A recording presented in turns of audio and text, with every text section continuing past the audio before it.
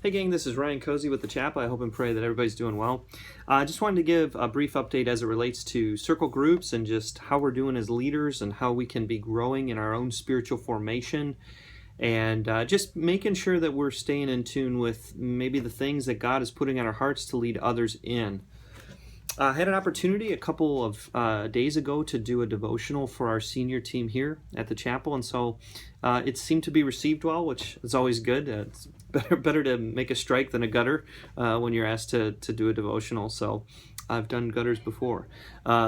Anyway, in regard to what I was focusing on for our senior team was just this idea of laboring for a great cause and not a great comfort. And one of the books that's been very instrumental in my life in recent past is a book called Bloodlines by Pastor John Piper. And I'm going to read this quote. It's a little bit long, and I'll elaborate it on it just briefly. But I just thought, hey, this is something that may spur you on in your spiritual formation and in your willingness to lead others and lead through example. So listen to the following quote. Living for a great cause, not a great comfort. One of the ways that I think about the aim of this book and the aim of my ministry is that I labor to multiply a certain kind of person. Persons who are committed to live for a great biblical cause, not a great earthly comfort. Over the years, I have tried to wave this banner. To be a Christian is to move toward need, not comfort. Christian life means to get up in the morning and to go to bed at night dreaming not about how to advance my comforts, but how to advance some great God-centered cause.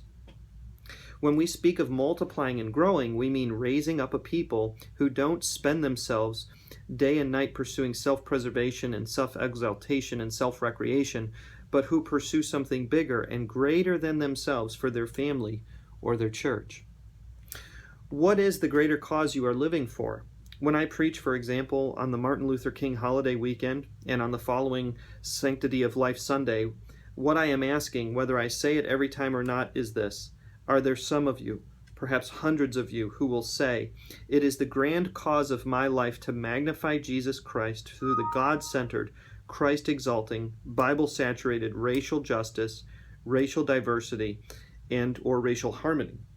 Or to say, it is the grand cause of my life to magnify Jesus Christ through God-centered, Christ-exalting, Bible-saturated justice for the unborn. Oh, that God would raise up against all self-centeredness and flimsy loyalties and undisciplined devotion, men and women who sustain a great cause, not the way adrenaline does, but the way the heart does.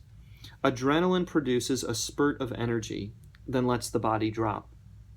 But the heart keeps on pumping life into the body in good times and hard times, winter and summer, sad and happy, strong and weak, sick and well. Oh, for more coronary Christians in the cause of racial justice, not just adrenaline Christians.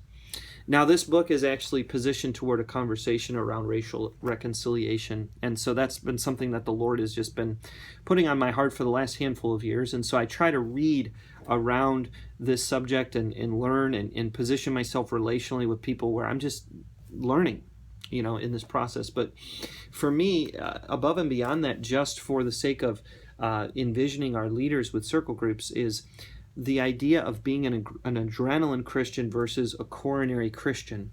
And coronary Christian, speaking more directly to what Pastor Piper is saying here, which is that you're in it for the long run, that there's not just this drop of energy that happens from adrenaline, but that the heart continues to pump blood into the body through good times and bad times, strong times and weak times, happy times and sad times.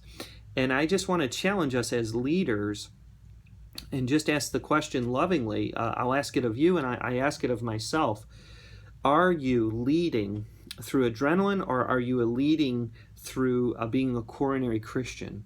And just thinking about ways that we can examine our life, making sure that, hey, as we're trying to compel others to daily follow Christ and lead others to do the same, being disciples, are we doing that out of where our heart is at, or just the adrenaline that we conjure up in the moments that we meet with one another? And I'll be the first to tell you, there are times where, I'm running on adrenaline. But what I've learned is that adrenaline is not a long-standing way to run on. It's not a path that you can run on regularly. And so as you're growing as leaders and as you're being entrusted to lead folks in places like circle groups where we want to see community happen, we want to see spiritual formation happen, and we want to see a commitment to living on mission happen, I think we're best served if our leaders are leading as coronary believers and not as adrenaline believers. So, I pray that ministers to you. It's been ministering to me. And, if there's any way that I can help you in understanding this more, or perhaps you want to get access to this book, I just would strongly encourage us that as we're leading, we've got to take a deeper examination of ourselves. And so any questions that you have for me or ways that you feel like I might be able to help you, give me an email, rkozey@thechapel.com, or call me at 631-2636, extension 227. God bless you, gang. I pray that you're doing well today, and we'll talk to you soon.